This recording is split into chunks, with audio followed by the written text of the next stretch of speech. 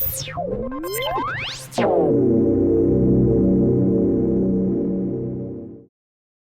I was just saying today's topic is biophilic design, designing for increased employee performance.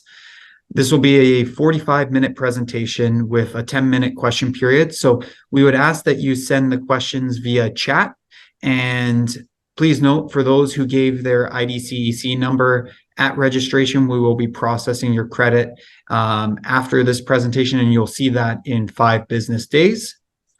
Just want to bring attention and have everybody watch out for Chase Office's grand opening of our collaboration center here in Yaletown, which will be on January 18th. You can see all the details at chaseoffice.ca/events.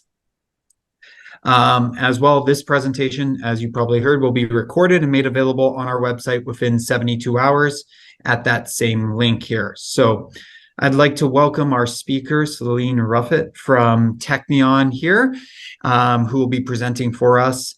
So in her role as A&D market manager for the BC region, Celine's primary focus is on supporting architects and designers by assisting in developing creative product solutions that align with the overall design intent. As a well AP, she has a passion for delivering a people-first workplace solution with a focus on sustainability, health, and wellness. In her past roles, they include national account manager or national account oversight from Teknion perspective, with a responsibility of ensuring performance, excellence, and client satisfaction. So I will now pass this off to Celine to take it from here. Great. Thanks very much, JJ. Now, let me see whether I can share properly. Here we go. Well, hello, everyone. Today we are here to take a look at biophilic design, designing for increased employee performance. This is a continuing education credit, as JJ mentioned. Here we are. So when you think of biophilia, what comes to mind? Just take a moment to consider it. In a half a second, there are 14.7 million different answers. What I do want to highlight today are some ways biophilia can enrich and enhance personal and professional outcomes within the commercial environment, but also to explain what biophilia is, to take a look at several of the attributes of biophilia. So our learning objectives today, of course, are to understand biophilic design as it relates to building interiors. We'll learn leading reasons to integrate biophilic design in projects. And of course, in terms of the financial aspect and the ROI, the biophilic design benefits by the numbers. And then we'll explore a case study for biophilic design. So what is biophilia? By definition, biophilia is a love of life in the living world, the affinity of human beings for other life forms. Biophilic design has often been seen as a luxury for employers who want the best possible workplace for their employees or who want to showcase their efforts to be more environmentally responsible. In reality, improving employee well-being through biophilia can impact productivity costs and the bottom line. And it's why this conversation is gaining traction. It's becoming more common day to have conversations around the impact of biophilia with owners and human resources, as well as facilities. And much of this is because research has shown that enrichment of spaces with items such as plants and art or even fragrances enables people to realize a sense of their own identity. It improves productivity, engagement, and their physical and mental well-being. Biophilia is no longer just a nice to have. And if we think about how we started, how we've grown, and what our connection to nature was when we were children, we can see that we started at a very early age. So how have we grown so far away from nature? It's where we started. It's where we made our childhood friends, and we learned about shells and worms and mud and frogs, I should say. And when we feel adventurous and have time away from work, we explore nature, especially here in Vancouver, where we have the beauty of nature all around us. Many of us do our best thinking in nature. But we build really with no sense of place oftentimes. Many of our buildings and communities look much like this. Fortunately, the LEED rating standard, the Living Building Challenge, and the WELL Building Standard are significantly changing the landscapes of our cities and communities. What if we could take a holistic approach to development in terms of the urban landscape? What if we could experience the same physical, psychological, and emotional benefits moving through the urban landscape that we do from walking through a forest? What a positive and therapeutic experience that could be. I think we may be turning a corner on this idea. The biophilia hypothesis suggests that there's an instinctive bond between human beings and other living systems that has been mapped in our brains for thousands of years. The hypothesis is based on the idea that we evolved in nature, and as a result, we're drawn to natural settings that we as individuals identify and love. So how many of us have heard of the savanna hypothesis? The savanna hypothesis is the preference for a wide landscape view and is based on the evolutionary roots of human cognition. If we put it into today's terms, we can think about a park. Parks around the world, for example, are typically designed to resemble a grassland with widely spaced, spreading trees. At the same time, people like to view the savanna from a sheltered pathway or from above and through a window to avoid feeling exposed or vulnerable. And this is what you may know as prospect and refuge. If you're not familiar with him, Stephen Keller is an inspiration to many, but especially to the Living Future Institute, or ILFI. I should say LFI. Many of the slides you're seeing today have been shared with us by Amanda Sturgeon, who is the former CEO of the Living Future Institute. The LFI has taken great steps in evolving biophilia and design and looking at how we might implement it further. But I want to take a moment to talk about Kellert's biophilic elements and attributes and what those really mean. Keep in mind, Keller is a great resource. If you aren't familiar with Stephen Keller, you should know that he developed these 6 design elements that are embedded within the Living Building Challenge and the imperative for biophilic design, which is designing for nature in mind, designing with nature in mind. These elements of biophilic design can reduce stress, enhance creativity and clarity of thought, and improve our overall well-being, as well as expediting healing. What you may be more familiar with are the 14 principles created by Terrapin Bright Green and Bill Browning.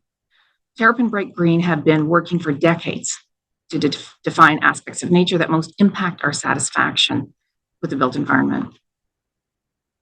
They've been associated with the commercial space and the built environment for a number of years. The 14 principles of biophilic design articulates the relationships between nature, human biology, and the design of the built environment so that we can experience human benefits of biophilia in our design applications. And that's what we're going to talk about today. I mentioned the LBC, or the Living Building Challenge, and ILFI, International Living Future Institute. That's where I got my ILFI earlier, a couple of slides ago. A few times. I'd like to highlight them because we've seen them really work to bring this conversation into the built environment. Teknion's been an ILFI member for over 12 years. This imperative, or this credit or feature of the standard, represents the best of Keller and Terrapin Bright Green to integrate into LBC, or Living Building Challenge. So here are just a few projects that have executed biophilia extremely well and have been identified as sustainable and rich with biophilic design examples. The Biophilic Design Initiative, or BDI, of which Teknion is a contributing partner, is the practice of connecting people with nature within our built environment and communities. ILFI has recognized the need for a biophilic design resource that can take the practice from theory to reality. The initiative, sponsored by Teknion and others, aims to achieve the goal of broad adoption of biophilic design among the design community, as well as building owners and cities.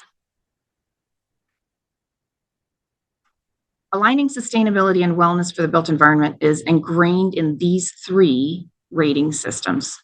We aren't going to go into detail on these three, but they are very, very beneficial strategies in all three rating systems that are changing the way we design for sustainability with a component of human delight and performance outcomes. The conversations are really changing. Owners are starting to listen, and occupants of the building are showing signs of greater satisfaction in the spaces. So we've touched on the three standards for biophilic design. Now we're going to take a more specific look at the data points. It makes me smile when I think about this one.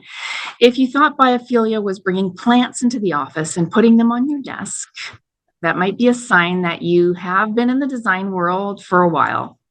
That was at one time how we would tend to address biophilia back in the 80s. Now we're seeing that employees with no view of nature take more sick leave per year. There is a disorder called nature deficit disorder, which is a description of the human costs of alienation from the natural world, and the theory that spending less time in nature is resulting in a wide range of behavioral problems as well. We've seen how the built environment has the potential to have a documented and drastic impact on mental health, especially in the last few years. Science is already learning about burnout and how workers are just done. They're maxed out and more disengaged than ever. In application, these are a few ideas we might take as a simplistic approach to integrating biophilia into the workplaces. They may seem complicated and perhaps bring new concerns to building owners. So in terms of plants, you might be concerned, or they might be concerned about insects and pesticides. If we bring in natural materials, you might be concerned about a lack of durability. And they might wonder, how do you experience nature inside and allow people to continual access to outside? And if people are coming in and out of the building, what's the impact on energy performance? All of these are possible issues. And if you're a building owner, you might ask, why wouldn't green buildings be enough? I mean, they're all good observations and opportunities for us to be creative thinkers. But a stagnant building, while efficient, may not be the most satisfying for the human experience. So why would owners take these extra steps? Well, this might be the answer. Because people cost the most. And disengaged people hurt the bottom line in many ways. Additionally, caring about your employees is a highly visible statement about your company. It says that you care about your people. This is one of my favorite and most impactful graphics. It says so much. It represents a typical business operating cost. So as you can see here, 1% is attributed to energy cost, 9% is attributed to rental costs, and 90% is your staff, your salary, and your benefits. It's interesting, I use this slide when I do a presentation to students in post-secondary, design students, and I do ask the question, before I show the slide, what would you assume is the highest cost? And rarely do I ever get staff. An organization's biggest expense is their people, their salaries, and their benefits. Much more so than building costs, as we see. There's a heavy emphasis on physical building aspects, but the biggest opportunities for change and impact are with the people, especially for knowledge workers whose performance is strongly connected to their health and well-being. So here are some examples of biophilic design from the 14 patterns identified by Terrapin Bright Green. These lily pads might be a good representation of biomorphic forms and patterns. And the acorns that you see here could represent refuge. We'll see how these two patterns are used in an interior a little bit later on. But first, here's an example of a more distant connection to nature from a high-rise commercial office. While there's no direct view of the trees or canopy, there are distant views of water, green spaces in urban areas of the city, and access to impact from natural lighting. A view of nature through a glass window provides a benefit over digital screen of the same view because it includes the benefit of 3 dimensions. Nevertheless, simulated or constructed nature is still measurably better at engendering stress reduction than having no visual connection at all. One design consideration for establishing a strong visual connection with nature: design spatial layouts and furnishings to uphold desired views and avoid impeding the visual access when in a seated position. Does that remind you of the early years of LEED? In 2009, a credit called Daylight in View, which we're all, I'm sure, very familiar with by now, was implemented to allow for natural light and to flow through a space. It also reduced energy needs from mechanical resources. But what was unexpected was the impact to human performance and employee satisfaction when they had a view to outside. Today, we see this design strategy as a basis of design to improve human satisfaction and performance. Here's another example of a visual connection to nature. This could be a basement with no view, but they've created a view through the use of lighting and plant material. A space with good visual connection to nature feels whole. It gets your attention, and it can be either stimulating or calming. It can convey a sense of time, so can help us to maintain our circadian rhythm. And it can convey weather or other living things that may create a shift in your mood. The early evolution of this pattern is from research on visual preferences and responses to views to nature, showing stress reduction, emotional function, and improved concentration and recovery rates. There are actually some measurable benefits that this is actually Terrapin Bright Green's cafe, and they actually did some research, and these are the findings from that research. And research from the University of Melbourne confirmed that it only takes 40 seconds of viewing nature, even in an image, to put our brain in a state of what we call soft fascination. And soft fascination can be defined as attention held by a less active or stimulating activity that provides the opportunity to reflect and be introspective. Soft fascination involves a reflection and allows sense making, contrary to hard fascination, which is focused on actual tasks and entertainment, so active engagement and reducing boredom. And benefits to that include better cognitive capacity, better short-term memory performance, and in general, quiets down the frontal cortex.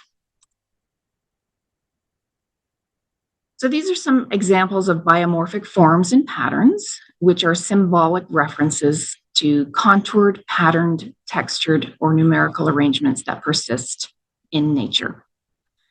The experience in spaces with good biomorphic forms and patterns feels interesting and it feels comfortable. This example shows a shape that's actually surrounding you. Other examples of these types of spaces are possibly captivating or might even have an absorptive characteristic, like for acoustics as an example. Here again, we see the application of biomorphic forms and patterns in an open plan. By color representation as well as shape, the idea of lily pads in an open landscape is mimicked by this open space with casual seating. The objective of working with pattern here is to provide representational design elements within the built environment that allow users to make connections to nature. The intent is to use the forms and patterns in a way that create a more visually preferred environment that enhances cognitive performance while helping to reduce stress. While our brain knows that the biomorphic forms and patterns are not living things, we can describe them as symbolic representations of life last seen in this case. We have a visual preference for organic and biomorphic forms, but the science behind that, why this is the case, is not yet formulated. Primary objective of the refuge pattern is to provide users with an easily accessible and protective environment, a smaller portion of a larger space that has a restorative feel. A good refuge space feels separate or unique from its own surrounding environment, and its characteristics feel contemplative, embracing, and protective without unnecessarily disengaging. In most cases, a refuge is not entirely enclosed, but provides some contact, either visual or oral, with the surrounding environment and allows for surveillance. Lighting is also important in refuge. In refuge spaces, light levels should be different from the adjacent spaces surrounding it and have user lighting controls, which will broaden its functionality, as you can see here. Think about sitting with your back against the trunk of a big shade tree. It's a classic example of a refuge space, as is a high back booth in a restaurant. Seldom do we request to sit in the middle table in a crowded space. We often seek the privacy and refuge of a booth. The obvious benefits with this application of refuge are confirmed through performance research and data, which have illustrated its ability to improve concentration, attention, and perception of safety. And then we have natural patterns, patterns that reflect nature, either in layout or in design or in both. So why are all of these things important? These are some of the data points that are scientifically proven through research, and the results in this case from Terrapin Bright Green. So you can see a 21% decrease in pain medication costs for hospital patients with views, 10% of employee absenteeism, which can be a very significant number, can be attributed to lack of access to nature. What you see here is an example of a concierge space. I'm sharing it with you because I mentioned the importance of light in a space. The company this company at the time of the presentation development was valued at $20 billion, as cited by Wired magazine. It's the attraction of people to the environmental and personal perks that make spaces like this and the design brand offered here highly desirable and profitable. This is a statistic that you may have heard before, but it bears repeating. Workers are 38% more likely to leave a job with equal pay to work in a space with a connection to nature. That's a significant number. This is the Kind Company, so the makers of the Cliff Bar. And they're in Idaho. It's a manufacturing space that found a need to increase natural light. The integration of natural materials and numerous colors and patterns to connect its occupants to biophilia. As well, Kind introduced images of nature in the manufacturing space where at night they have no access to outdoor views. When they run their evening shift, it precluded the workers from having a view from outdoors. So with the use of technology, Kind Company used imagery at a large scale to simulate the daylight and view of outdoors. So this is an example from Adobe's headquarters. Has a view of nature through the window, provides a benefit over the digital screen with the same view because it's, of course, again, the benefit of 3 dimensions. However, simulated or constructed nature is measurably better at promoting stress reduction than having no visual connection at all. Here we also see some seating elements that are reminiscent of a place of refuge. This is also one that could potentially introduce fragrance. You can see with the lilac field behind it. So if we're looking at healthcare setting, we can cite that a bright sunlit room can lead to between 26 and 41% reduction in hospital stays, and between 45 and 56% less medication is needed for patients who use aromatherapy post-surgery. And in education, we see a 69% reduction in asthma when the ventilation system is upgraded to increase the level of fresh air available. We see 19 to 20% increase in test scores when a school has a 250-meter green buffer around it. And they were the best in class with higher education, these facilities that actually had this 250-meter green buffer. And of course, the impact of this is that it is affecting attraction for universities. And then we'll look at corporate. So there are fewer sick days, as I mentioned, and a higher productivity. So if we put this into real terms, and we think about 10 to 15% increased cognitive health, aka function and recall, with access to views in a company where employee earns a very conservative salary of about $50,000 a year with 100 employees, let's say. A conservative 10% increase in performance is equal to the value of $500,000 in terms of ROI. That's a significant statistics, and that you can't easily ignore something like that. So here are some additional stats for you. If you think about why biophilic design matters, we talked about a lot of these things. Powerful recruitment tools, reduce stress, reduce sick leave and absenteeism, and increase productivity. But also that enhanced worker satisfaction, which is very important. So when we're looking to retain best-in-class talent and reflecting back that 90% of our spend is really on employees, if you have a lot of movement in and out of the door, not only are you losing your great employees, but you're losing a great deal of investment. With biophilic design as a key component of design, we're all winning. And lastly, let's take a look at our case study. This project is both LEED and LBC certified, and it was built in 2014. The Brock Environmental Center is a hub for the Chesapeake Bay Foundation's Hampton Roads office. It's supporting education and advocacy, as well as restoration initiatives. It's the first building in the US that is actually capturing and treating their own drinking water from rainwater. Kind of neat.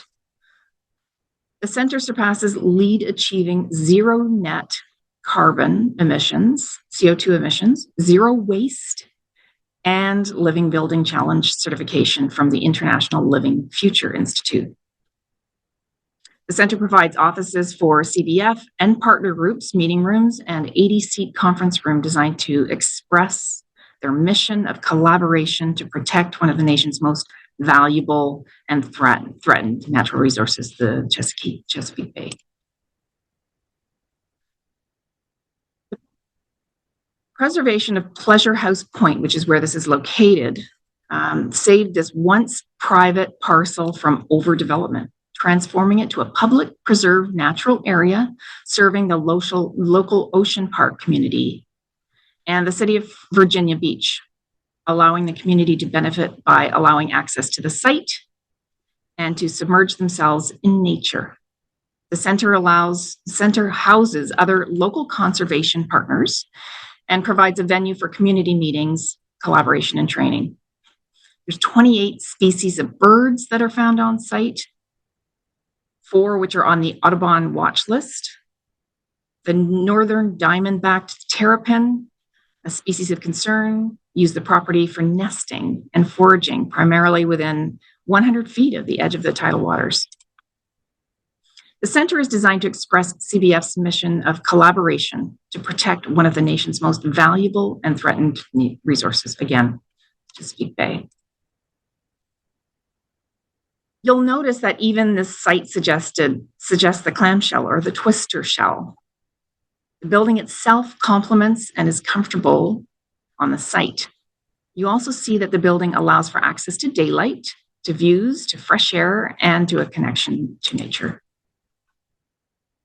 Environmental features are recognized in the master planning, the site appropriateness, and the integrating seamlessly with the land and community. The color palette from the site was used for the interior finishes as well. The design expresses these goals. The curved building form responds to the nearby shoreline, maximizes daylight, and embraces passive solar principles. Prominent curving roofs recall forms of the site's windswept oaks, the wings of a gull, and the protective shell of an oyster, while also embodying rainwater collection. The material palette references the site's colors and textures. Zinc shingles recall fish scales. Cypress cladding reinforces the site's colors, and horizontality and metals mimic the glistening bay. Whenever possible, natural regional materials, so wood and uncoated metals, were selected to reduce embodied energy, reinforce a sense of place, and reduce chemical constituents. Products were locally sourced, and the vast majority of materials are North American sourced. Salvaged products were used extensively and celebrated within the design. Interior wood trim was salvaged from local demolition projects and repurposed for the project. The wood siding was milled from cypress sinker logs, recovered from remnants from the 19th century logging, selected for its natural ability to resist rot. All virgin, non-recovered wood was FSC certified. Notice the collected driftwood from the property's shoreline that were used to create the light fixtures by a local artist. And then you have these amazing outdoor spaces and the views that allow for a reduction in the built area while connecting occupants to the site. A south-facing porch doubles as an outdoor workspace. A prominent outdoor classroom hosts thousands of students each year. The project was designed by Smith Group JJR out of Washington, D.C. That should be noted. So the last piece of this is really just talking about some resources that might be of interest to you. The Biophilic Design Initiative is created by the Living Building Challenge, and it looks to achieve the adoption of biophilic design in the design community. Their philosophy is buildings in harmony with nature. Part of their initiative is in advocacy to break down barriers to living future, and of course, certification as a framework for and verification of design. The Living Building Challenge is a certification program, of course, but it's also a philosophy and advocacy tool.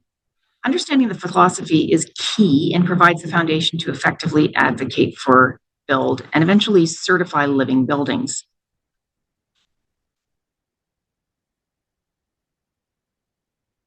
And here's the website, living-future.org/biophilic-design.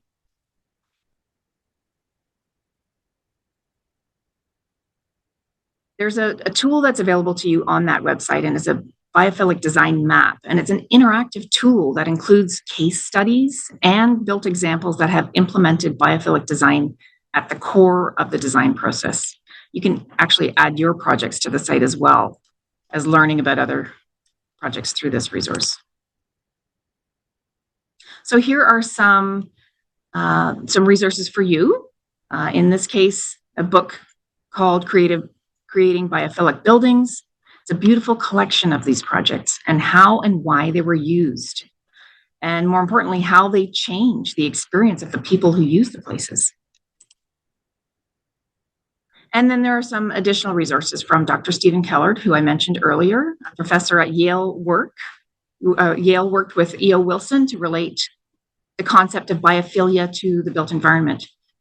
Two important books by him are Building for Life and Biophilic Design, co-authored with Judith Heerwagen and Martin Mador. These books help to define the elements of the building design that are crucial to restoring the connection between people and nature. There are also some online courses available to you offered through ILFI and through Terrapin Bright Green. I want to thank you for spending some time with me and to learn a bit more about this approach, but more importantly, the reason to integrate biophilia into our workplace. And a major thank you to Celine here. To all the attendees, just wanted to let you know that you'll be receiving a survey today based on this presentation so that we can learn more about what topics you want to see us present and how we can improve these events for you in the future. As well, just as I mentioned earlier today, a reminder to watch for our grand opening event for our Chase Collaboration Center in Yaletown on January 18th. Again, that can be found at chaseoffice.ca/events. Wishing everybody a great rest of your day and having a fantastic week. And thank you once again for attending. Have a great day.